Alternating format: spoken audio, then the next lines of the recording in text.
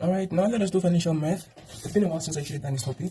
So a lot of learners asked me to do a video or make a video about financial mathematics. So let us get on with it. So this is a lesson. This is not necessarily us taking a question regarding this. I'm giving a lesson regarding financial math. So I'm going to do the following concepts that are involved in financial math. First of all, I'm going to do the conversion of effective and nominal interest rates, right? So I'm just going to be like rates. Please don't mind my handwriting. It's like that. I'm going to do the conversion of effective and nominal rates. And then after that, I'm going to do the appreciation.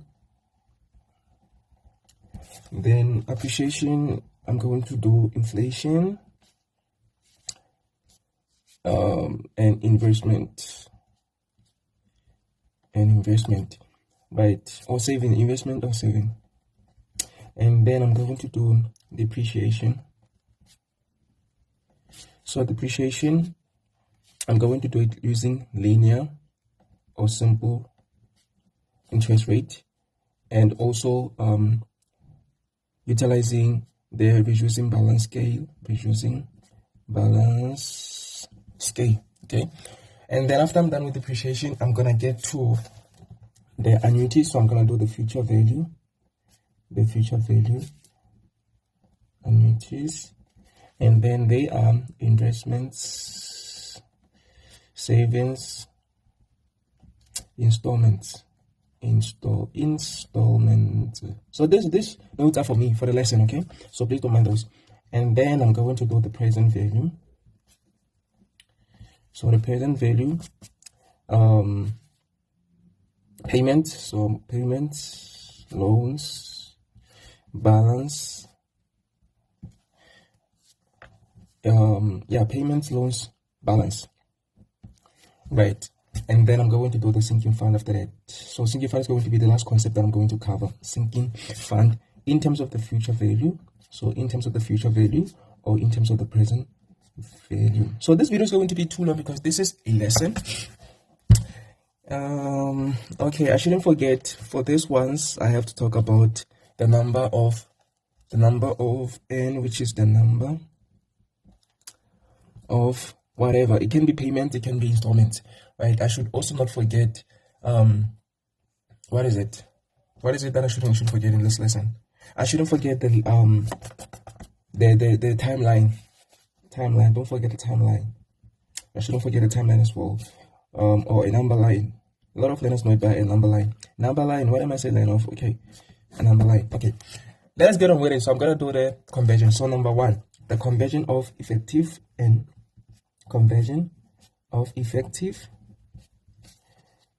the nominal rates. Guys, I need you to ask me questions in the comment section.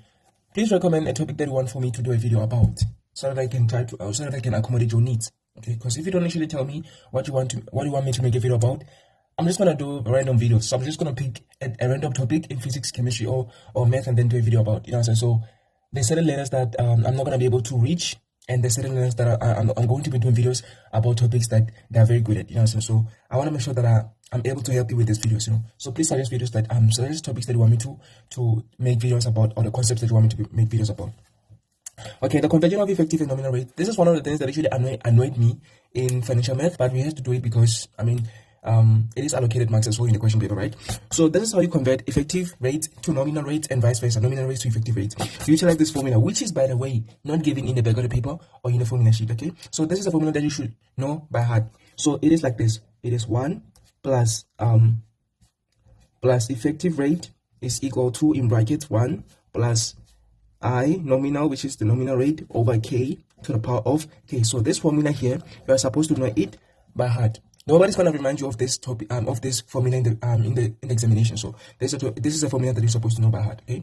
So this is how you convert the effective nominal rates to effective to nominal rates and nominal rate to effective rates. Okay. So first of all, I'm going to convert effective to nominal. Then I'm going to convert the nominal to effective. So to convert effective to nominal, they have to give us the effective. Then we're going to calculate the nominal. Or they're going to give us the to convert the nominal to effective, they're going to give us the nominal and going to convert to effective. So whatever that is converted to is the one that is the unknown.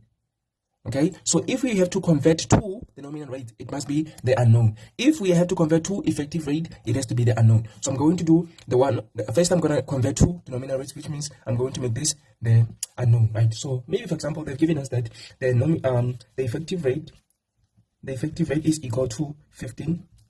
Okay, so this is the information that we've been given, that the effective rate is equal to 15%. So we have to convert it to nominal rate. So how are we going to do it? We're just going to do it as if we're going to be solving for x. So depending on what the rate is compounded in, we have to consider that as the value of k. Okay, so if they say it is compounded monthly, so monthly means 12. So how many months are in a year? So k represents the number of times the payment is going to be, the number of times that interest rate is compounded in a year. Okay, so if it is compounded monthly, it's going to be 12 times. If it is compounded weekly, which is very, very rare, they're never going to ask you in terms of weekly, by the way. So if it is weekly, it's going to be 52 because there's 52 weeks in a year. If it is daily, it's going to be 365. So I'm just trying to give you a context. But if it is quarterly, then of course it's going to be 4. So if it is half yearly or semi-annually, so semi-annually or half yearly, both of this 2.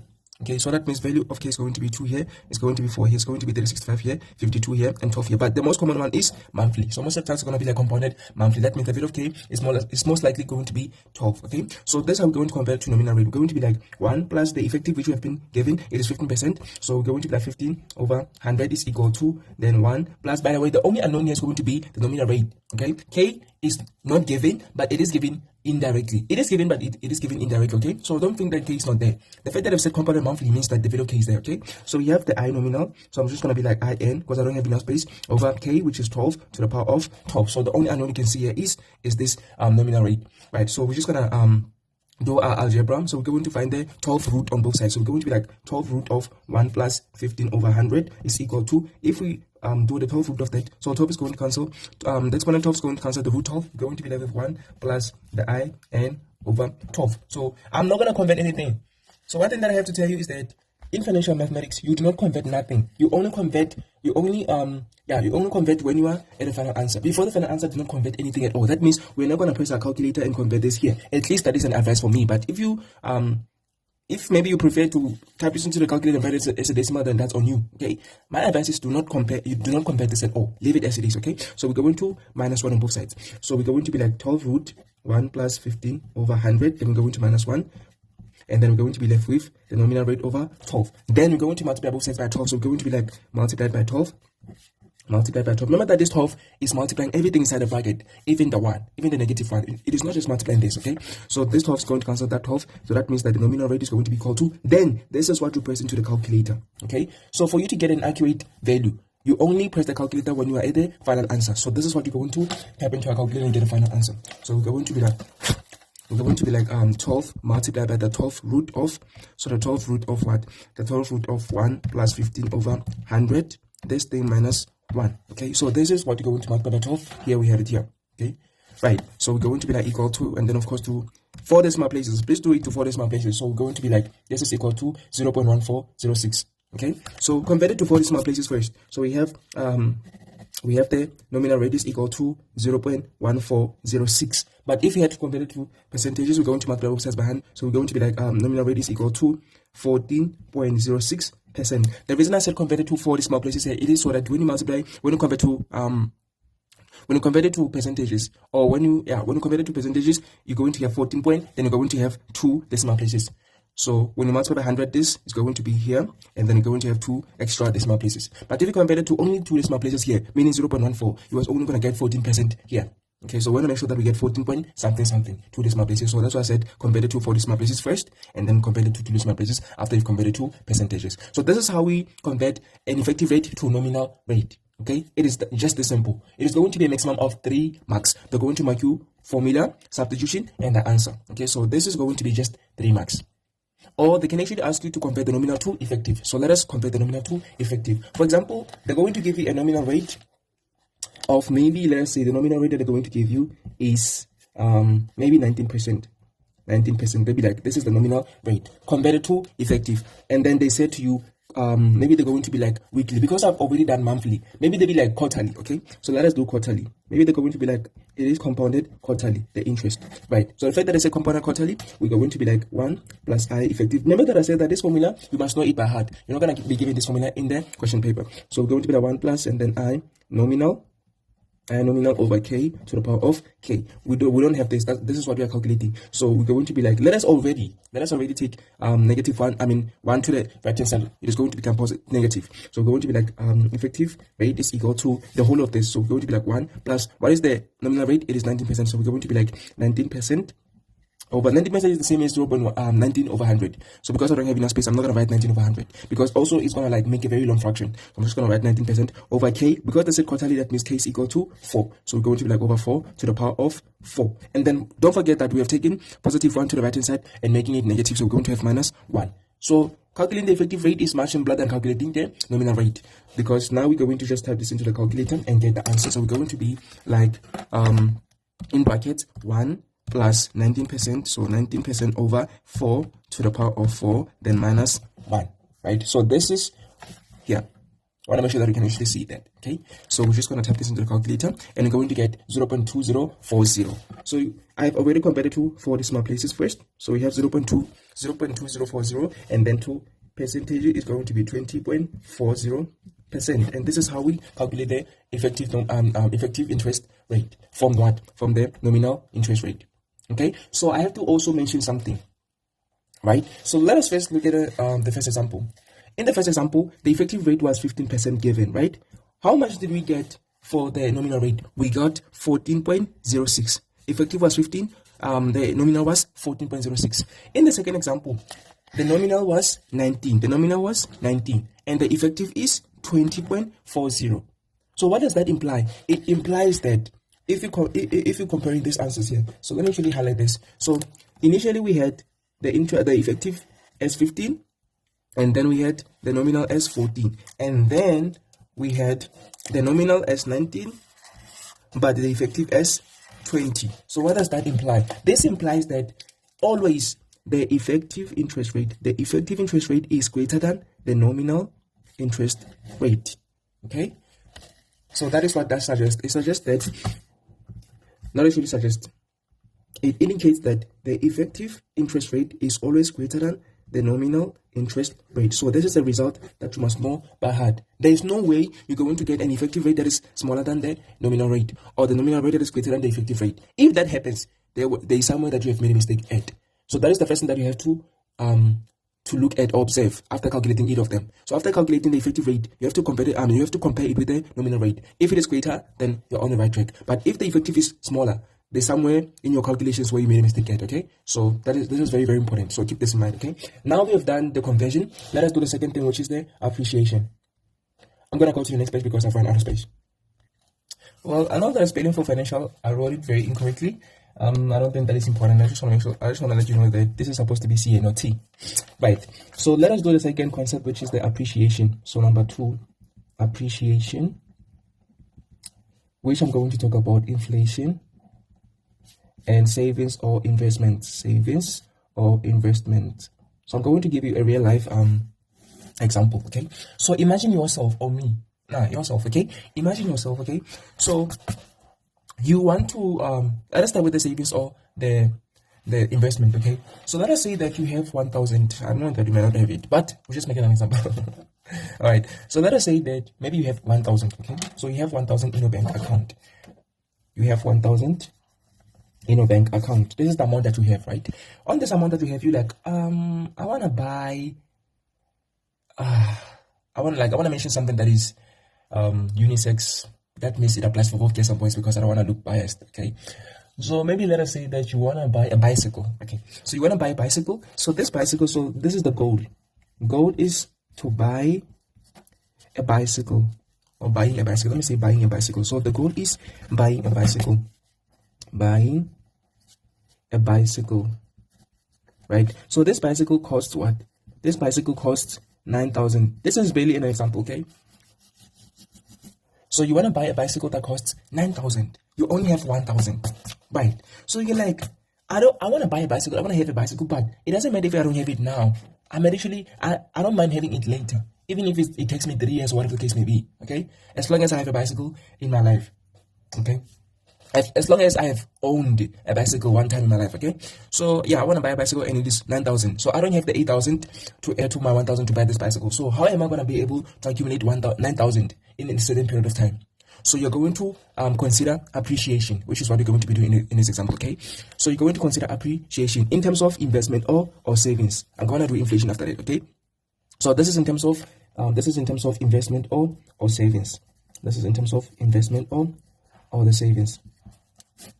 Right. So that means you're going to invest this 1,000 of yours or save it in your bank account so that at a later stage you will have accumulated 9,000, which you're going to withdraw and then buy the bicycle. It doesn't matter if it's going to take you 1 year, 2 years, 3 years, whatever the case may be like. The period does not matter, okay? So what matters is you are going to buy the bicycle when you have managed to accumulate 9,000 from the 1,000. So I hope that we're still on the same page, right? So what you're going to do is you're going to invest or save this 1,000 in your bank account, and it is going to grow.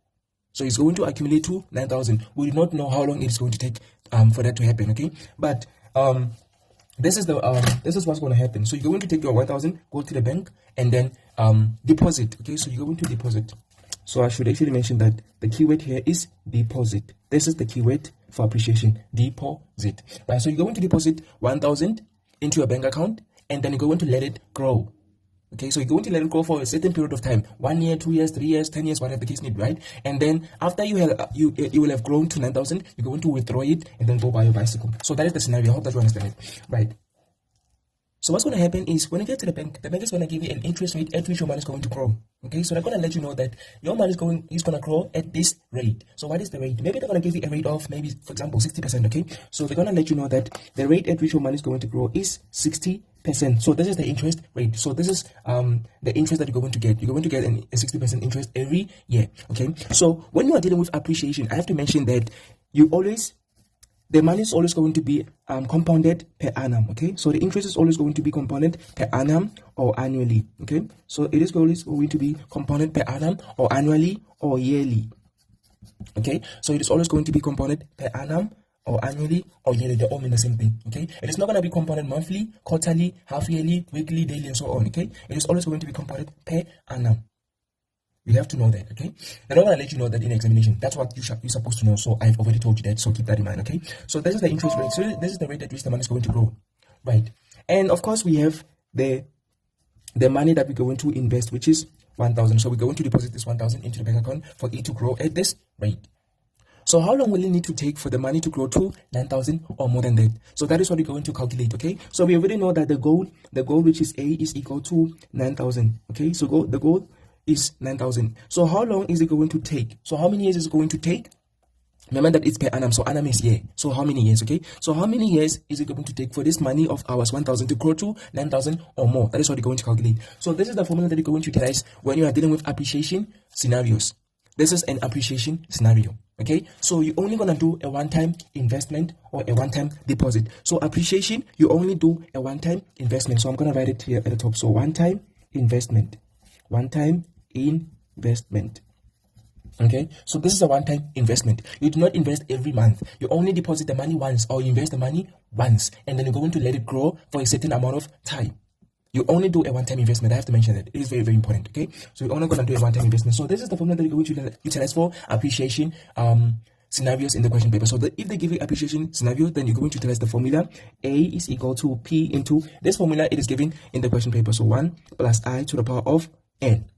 Okay, so plus means appreciation, means the money grows, the money accumulates. So that's why it's a plus here. So we already know that the goal is 9,000, right?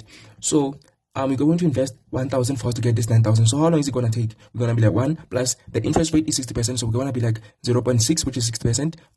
Okay, it's over 1. Why over 1? Because it's yearly. Okay, so to the power of, we do not know the number of years, right? So we're going to divide both sides by, remember I said that in financial math, they do not convert nothing. Okay, so we're going to divide both sides by 1,000. So we're going to divide both sides by 1,000. So this 1,000 cancels that 1,000. 9,000 over 1,000 is 9. So we have 1 plus 0.6 because 0.6 over 1 is 0.6 to the power of n. Okay, so I don't know how what skills do we have regarding logarithms, but we're going to use logs here. Hopefully from fractions and graphs you already know how to utilize the logarithms. Okay, so we're going to be like the exponent, which is n is equal to the log of the base. This is the base, so the log of the base, so 1 plus 0.6 is 1.06, so the log of the base multiplied by the number on the left hand side, which is 9. So that means n is equal to, you're going to press this into the calculator. Remember that I said in financial method you don't convert nothing, you only convert when you get to the final answer. So it is going to be the log of 1.6 multiplied by 9. And what is that equal to? It is equal to 4.67. So that means we have 4.67. So how long is it going to take? Because it's 4.67 years. It's 4.67. We don't like this decimal places. So that means it's approximately what? It's approximately 5 years. So that means it's going to take us 5 years for us to grow an amount that is greater than 9,000. It's going to take us exactly 4.6 years to do what? To have 9,000 in the bank. However, it is going to take us approximately 5 years to have an amount that is greater than 9,000. So because 5 years is greater than 4.6 years, that means we're going to grow the money that is larger than 9,000 if we allow it to grow for exactly 5 years. But if we allow it to grow for 4.67, exactly 4.67 years, then we're going to have exactly 9,000. But if we let it grow for more than that, which is 5 years, exactly 5 years, it's going to be greater than 9,000. Okay, so we're going to let it grow for 5 years, so we have more than that, so that we still have enough money, maybe to for pocket money, whatever the case may be. Okay, so we're going to let it grow for 5 years. So this is the type of appreciation scenario. So we're going to utilize the calculation in this way. Okay, so from this formula, you can be asked to calculate n, like we have done here, or you can actually be given n and you're going to be needing to calculate the a, which is the accumulated amount, or they're going to give you everything and you're going to need to calculate the principal amount, or they're going to give you everything and you're going to need to calculate the interest rate. So how are you going to do that? You're just going to consider this as all for x type of question. So that means they're going to give you everything besides that one variable. So that one variable, we're going to consider it the unknown, which is just going to be x, and then you're going to utilize the skills that you have learned in algebra question 1 to calculate for whatever that is going to be required for you to calculate in that question. If it's a, they want to give you everything. They want to give you all the variables, and a is going to be the only unknown. If they give you, if they want you to calculate principal amount, they're going to give you a, I, and n. If they need to calculate the I, they're going to give you a, p, and n. If they need to calculate the n, they're going to give you a, p, and I. Okay, so you're just going to utilize the algebra to calculate for either of them. The point is for you to understand the scenario. When are you going to apply this formula? Right, so this is the type of scenario that you're going to apply this formula at. Remember that it's a one-time investment or deposit. Okay, so this is for investments or the savings. So I hope that is on the same page. If not, please let me know in the comment section. Right, now I'm gonna do the second scenario, which is the inflation. So I hope that you understand the investment or the savings. So this is the investment where you are investing 1,000, or you are saving the 1,000 for you to have 9,000 after 5 years or after 4.6 years. Right. So actually, let me actually show you how much we are going to have if we had allowed it to grow for 5 years. If we had allowed it to grow for 5 years, we are going to have an amount that is greater than 9,000, because we're going to have it, we're going to grow it to 9,000 if we allow it to grow exactly for 4.6 years. But if we allow it to grow for more than that, we're going to, it is going to grow more than 9,000. So we're going to be like A is equal to P into 1 plus I to the power of N. We already know that we're going to allow it to grow for 5 years. So that means that we have the value of N to be 5. So we're going to be like, we're going 1,000. 1 plus the interest rate is 60, so we're going to be like 0.6 over 1 to the power of 5, because we're allowing to grow for 5 years. So how much was it going to grow to if we had allowed it to grow for 5 years? It was going to grow to, we have 1,000 1 plus 0.6 to the power of 5, right? So that is equal to 10,485. Okay, so it was going to grow to 10,485 rand 76 cents.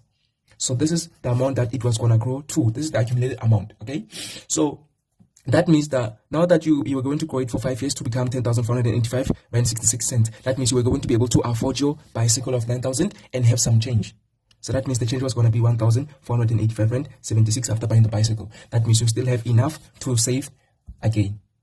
Okay, so that is the scenario regarding the investment or the savings. Now let us do the inflation.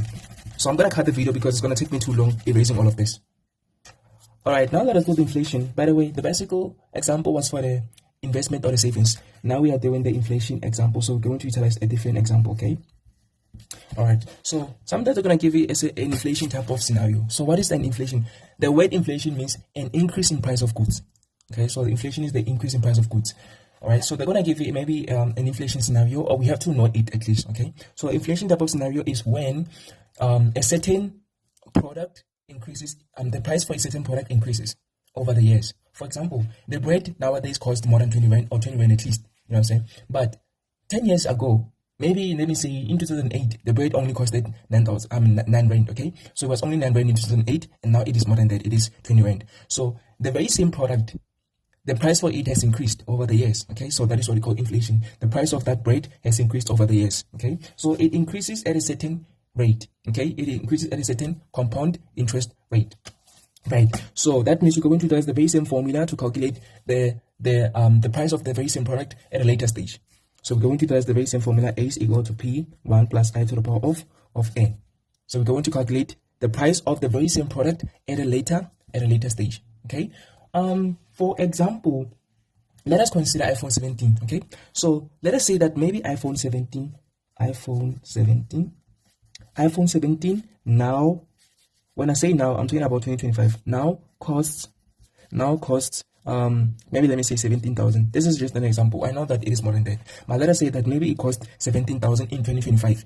Do you think that the very same phone, iPhone 17, in 2030, it is still going to cost 17,000? No. It is no longer going to cost 17,000. It is going to cost more than that. However, that amount we are going to be able to afford then, okay? Right. The very same way we are still able to afford the bread right now. Although the bread was 9 rand then, which we are still able to afford. Now it is 20 rand, which we are still able to afford. It does not mean that when the price of this product increases, we're not going to be able to afford it. Okay, because when the price of the when inflation affects us all, that means when inflation is applied, it is also applied to our salaries. That means the fact that the price of the bread increases means that our salaries are also going to increase. That is how we're always going to be able to afford the product. Okay, so when you are able to afford iPhone 17 in 2025, even if they increase the price in 2030, you are still going to be able to afford it because your salary is also going to be increased at the very same rate at which the iPhone 17 was increased. Okay. So iPhone 17 2025 costs 17,000. How much is it going to cost in 2030 or 5 years later? Okay, so we are going to calculate that utilizing this formula. So this is an inflation type of question. Okay, so I hope that you understand that. I utilized a bread example for you to understand it. So I hope that we are on the same page. So how are we going to calculate it? They're going to let us know the rate at which the price of this product is going to increase. Okay, so the price of this good is going to increase at a rate of maybe 22%. Okay, it can be any period at all, but in this example I'm just going to utilize 22%. Okay, so we said that the duration is 5 years. That means in 2030, how much is iPhone 17 going to cost? Okay, so we're going to calculate that by utilizing this formula. So we're going to be like A is equal to P1 into 1 plus I to the power of N. So we know that right now it costs 17,000. So we want to know how much it will cost in 2030. So it's going to be like 1 plus what is the interest rate, it is 22%. So I told you that it is always going to be per annum, or it is going to be annually, or it is going to be yearly. So that means only going to be divided by 1, which we don't have to indicate also. Right, so it's going to be 22%, which is 0.22 to the power of 5 because it's 5 years. Right, so what is going to be the price of iPhone 17 in 2030? It is going to be equal to, we're just going to press a calculator and then type this, right? So we're going to be like 17,000, 1 plus 0.22 to the power of 5. Right, so that means that in 2030, iPhone 17 is going to cost 45,946 rand, 4 cents. Because if you convert it to decimal places, we're going to have 45,946 rand, 4 cents. Right, so that means it is going to cost 45,946 rand, 4 cents in 2030. So this is an inflation type of scenario. So they're going to give you this type of scenario in the question paper, and this is how you're going to do it. So this is an appreciation type of scenarios. It's either going to be in the form of investment or savings, or it's going to be in the form of inflation. But both of them, you're going to utilize the same formula, even though the principles are different, or the context, but the formula is the same. So I hope that is on the same page. Now we're going to go to the third concept, which is depreciation. So if you have a question regarding appreciation, then let me know in the comment section. So maybe I can try to do it in a different way. Right, so let us go to depreciation. All right, so number 3, depreciation. So depreciation means loss in value. Okay, so it is when the value of a product decreases, its worth decreases. So I'm gonna give you a type of scenario that we're going to be given in the examination, which we're going to be utilizing a depreciation formula for. Okay, so let us say that maybe you buy a calculator. Okay, so you buy a Casio calculator. I don't know what version, doesn't matter. Okay, so you buy a calculator the year that you are doing metric. Oh, not really there yet that you do metric. You buy a calculator when you are doing grade 8. You buy a calculator when you are doing grade 8. So you buy it at 400 rand. Okay, so let us say that in 2025 you are doing grade 8. Okay, so in 2025 you are doing grade 8 and you buy a calculator at 400 rand. Okay, so you buy a Casio calculator at 400 rand, right? So when are you going to do grade 12? You are going to do grade 12 in 29, right? But in 2030 you'll be done with school, right? So in 2030 you'll be done with school. That means you're going to do your first year at varsity, right? Or in varsity, going to do your first year, right? So how much are you going to sell that calculator? Maybe at first year calculators are not allowed in varsity, so you're no longer going to need that calculator, right? So how much are you going to sell it, because you're no longer going to need it? So how much are you going to sell that calculator? That is what we call depreciation. So let me explain it. So because from grade 8 until you are done with school, you have been utilizing this calculator. So even so there's a lot of things that are going to be happening to this calculator. It is going to be losing its value because you'll be using it. So it will have fallen down a lot of times. It will have maybe lost its cover. It will have lost its cover. Now it's just this. You know what I'm saying? Maybe the screen or this solar panel here has scraped, like mine is scraped here. I'm using daily. Like this.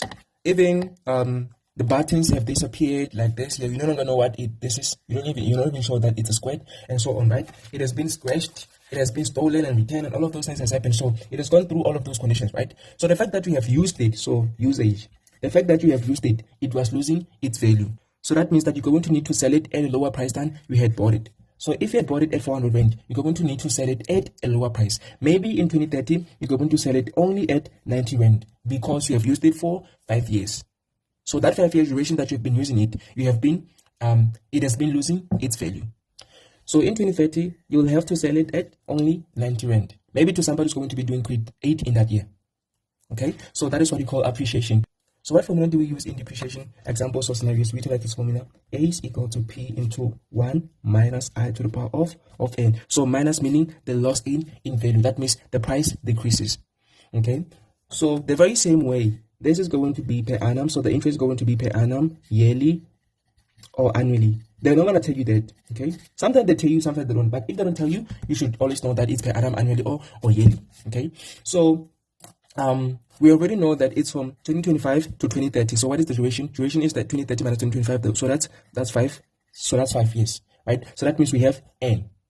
Okay, so that means we have N is equal to 5. So N is equal to 5 because that's 5 years duration. And then we already know that the principal amount is equal to, what is the value? Initially it's 400. What is the value later? It's only 90 rand, right? So since we have everything, what do we have? We don't have the I. So that means we're going to have to calculate the I. So far, I have taught you how to calculate A. I have taught you how to calculate N. And now we're calculating I. Okay, so I'm also going to do an example where we're calculating P as well. So that I teach you how to calculate A, P, I, and N in just this video, by utilizing different examples. So let us calculate the I. So we do not know the interest at which the value of your calculator is going to decrease. Okay, so we're going to be like A is equal to P into 1 minus I to the power of N. So A, we know that you're going to need to sell it at 90 rand after 5 years. But you initially bought it at 400 rand. So 1 minus, we don't know what the interest rate, we don't know the rate at which is going to be decreasing in value at, but you know that the number of years that is going to be decreasing for is going to be 5 years. So we're going to be needing to calculate I, right? So what you're going to do is divide both sides by 400. So divide both sides by 400. Remember that I said that you do not convert. So what is 90 divided by 400? It is 9 over 40. So we have 9 over 40 on the left hand side is equal to, we have 1 minus I to the power of 5. So we're going to find the fifth root of both sides. So the fifth root of both sides. And then the exponent 5 cancels the root 5. We have 1 minus I on the right hand side, and then we're going to leave it as it is. Please do not convert it. Don't type it into the calculator. Leave it as root 5 of 9 over 40. Okay, so what you're going to do is we're going to take this negative interest to the right and to the left hand side to make it positive. So it's going to be positive on the left hand side. It's equal to, we have 1 on the right hand side, so we're going to minus whatever that we have on the left hand side. So we're going to minus the fifth root of 9 over 40. So this is going to be the rate at which the calculator's value is going to decrease. Okay, so we're going to type this into the calculator. So we're not going to type anything else into the calculator, because in that way we'll have converted before the final answer, which is going to affect the accuracy of our answer, right? So we're going to say 1 minus the fifth root 1 minus the fifth root of 9 over 40. So what is the rate? The rate is 0.26, but we have to make it 2 for decimal places. So it is going to be 0.2579. So we have 0.2579, which in percentages is going to be 25.79%. So this is how we calculate I. If we have everything besides I, this is how we calculate I. And we're still gonna utilize the very same algebra if we were utilizing the appreciation formula, which we'll have plus here. Okay, so that's how we calculate the I, and this is the type of depreciation scenario. So they're gonna give a scenario where a value of something is going to decrease. Sometimes they give you a truck, sometimes they be like a car, sometimes they be like whatever. So things that decrease in value, we call them liabilities, and things that increase in value, we call them assets. So a personal advice, I know that this is irrelevant from today's lesson, but for a life advice or a personal advice, I would suggest that you buy more assets in your life than the liabilities. That means you buy more properties like houses and all of those other assets. I'm not doing accounting, so I don't know all the other assets, okay? So you should buy those than you buy liabilities. So that liabilities are phones, they are the cars, and all of those other things, computers, laptops, phones, calculators, and all of those things, they decrease in value besides the house. So the house is the only thing that I know that does not decrease in value, it increases.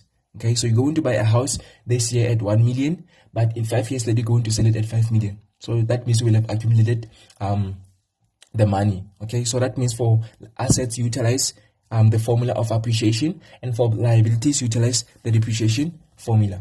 I'm going to repeat that. For assets, utilize the appreciation formula, which we have plus here. But for liabilities, utilize the depreciation formula, which it is this formula. Okay, now that we are done with depreciation, let us go to the fourth concept, which is the future value. I hope that we are on the same page regarding depreciation. It is just this simple. Oh my God. I almost forgot that depreciation can actually be done in two different ways. It can be done utilizing the reducing balance scale or the linear or the simple interest scale.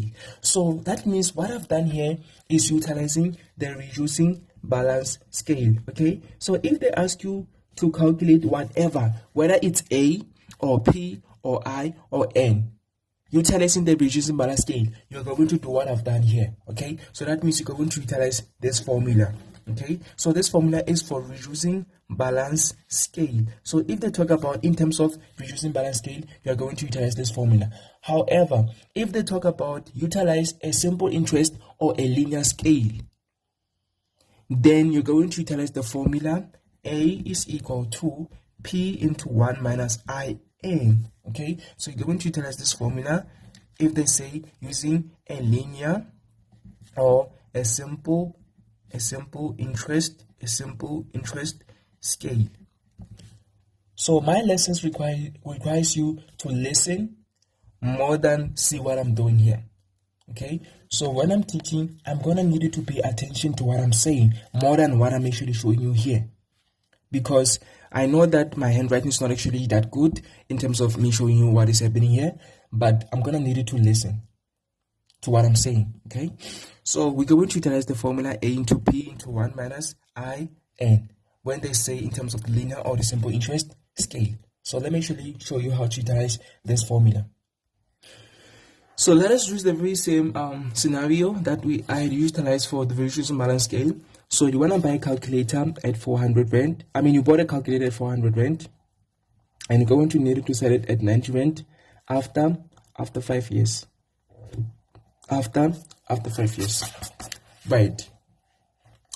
So I want to calculate P. So I'm going to utilize the linear scale to calculate the value of P, because I've taught you how to calculate every other unknown or every other variable except the P, right? So let us say maybe you do not have the P. That means you don't know how much you have bought the calculator at, but you know that you're going to sell it at 90 rand. So you know that you're going to sell it at 90 rand, but you don't know how much you will have had to have bought it at, okay?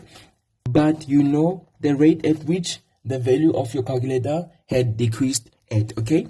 So that means it has decreased at maybe 25%, okay? So it has been decreasing at 25%. So how are you going to calculate P utilizing the linear or the simple interest rate scale, it's going to be like A is equal to P into 1 minus I N. So the only thing that we don't have is P. So this is how we calculate P.